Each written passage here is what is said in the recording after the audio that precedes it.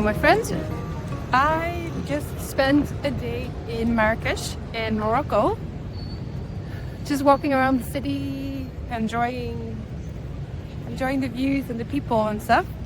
And sometimes when I sit on a meditation cushion, I am all high and mighty. So I know how to stay grounded, how to stay connected with my true being. But then life levels up. When I become hungry, I have an issue with being quite hungry. And it's not so easy anymore to stay in touch with my being, to not get pulled away by thoughts. And I just had one of those episodes. So I just wanted to share that experience with you. I was in one of these little really tight alleys, and there was a bit of a traffic jam with people and things, and I can hear myself going like, oh, why aren't they moving, or they shouldn't be like this, and I wish people would just walk. And my whole body contracted, and I get totally dragged into that. Like, I believe that the reason I'm suffering now is because people are standing in the way. And that goes on for a few minutes, and then after a while I'm like, hang on, something's fishy here. This is a really strong reaction to people standing in my way. And even though I wish really, really hard for them to move, they don't really seem to care. They don't move just because I get annoyed.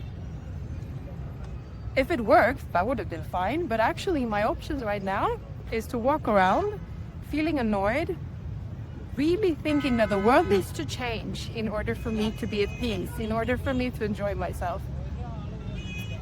And then it's so hard to remember that, yes, it would be nice if the people moved, that would be a quick fix, but they usually don't. So then I have an option of seeing through the illusion that I'm currently believing in, and that is that the people are the cause of my suffering right now. Oh, the sun is really strong. Probably part of why my Probably why part of my hungriness was so much stronger, because it's warm, I haven't had enough water, and I haven't had anything to eat. But then I also remind myself that it's Ramadan, so complaining that you haven't eaten since lunch when most people haven't eaten since sunrise, that doesn't really work. In reality, kind of contradicts that. So my options in that moment when I'm annoyed with people is to either soak in my annoyance, and I can do that, it's my freedom, or I can turn around, go inwards, kind of come in contact with a part of me that's already allowing frustration and annoyance to arise, to be the space in which those emotions emerge. Those are really my two options: suffering and hoping that people move, or relax back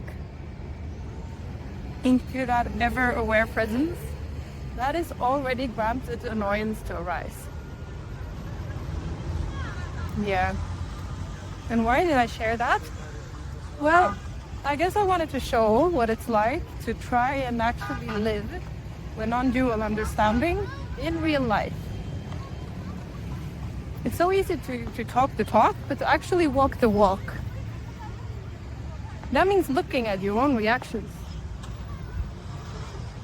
Even when it feels like you're in such a role to just blame the people in the world. And I'm inviting you into the heart of Marrakesh right now. I'm not sure whether the traffic jam even allows for my voice to come through. Yeah. Anyway, I think that was my reflection. Just sharing these moments when, for me anyway, spirituality becomes really, really interesting. Like, it's not just a theoretical framework. I mean, that's all fine, that's interesting, and maybe for me, that's what allows me to actually live it. But in these moments, in these human little gems, oh, that's so much more fun. And I love hearing other people share their stories of how they actually live it. Because if we allow spirituality to only exist in the meditation cushions or in sacred places. I was about to say, what use is it? I mean, I don't mean to dismiss that. It's still useful. But most of the time we spend in the temple of everyday life.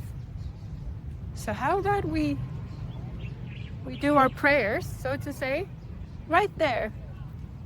Or not that Marrakesh is my everyday life, but traffic jams and just standing in queues and being sweaty and hungry and thirsty, well, that does occur quite often. Yes. What is it like for you to live the truth? To realize that because of your suffering, it's usually an inside job. Yeah. Thank you for sharing this moment with me, and I hope to see you next time.